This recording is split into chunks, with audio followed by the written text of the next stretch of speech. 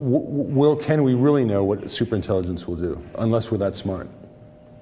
But this is what we're going to be dealing with, whether in 10 or 20 years or 100 years.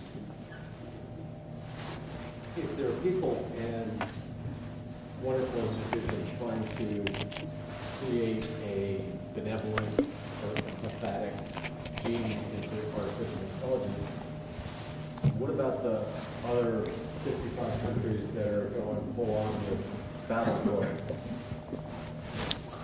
It's a quixotic effort. I want to draw people's attention to these guys because they need support. It's really the conflict of our time, I think. What chance do they have? I don't know. 56 nations are developing battlefield robots. The gold standard will be autonomy. Robots that do the kill decision on their own. Why did Google buy Boston Dynamics?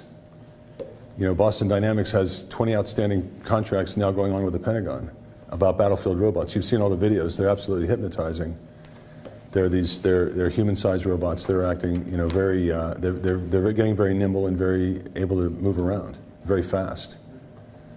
So yeah, that's a really good question. Yes, Raghu.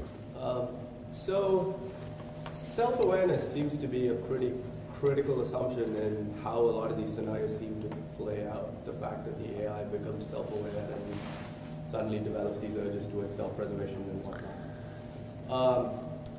But here's potentially a different sort of trajectory, a way in which things could evolve. So for example, if we take airplanes, so you could say we were inspired by birds to invent airplanes. I think you even make the analogy in your book.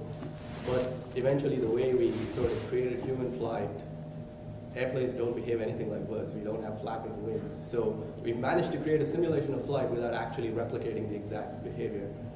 So I'm wondering why we could not end up in a scenario where we actually have these generally, you know, flexible, intelligent agents out there, but it's not a perfect simulation in the sense we managed to emulate a lot of the behaviors without ever getting to self-awareness. So maybe that's a riddle we never solved.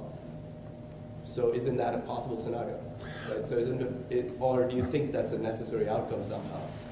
I agree with you. I think it's a necessary outcome. I don't think that we're going to be able to, you know, there's just very briefly, as Raghu knows, there are two routes to AGI, broadly speaking. One is bottom-up, reverse engineer the brain. That means figure out what clusters of neurons do, represent them as algorithms, as instructions, and then turn them on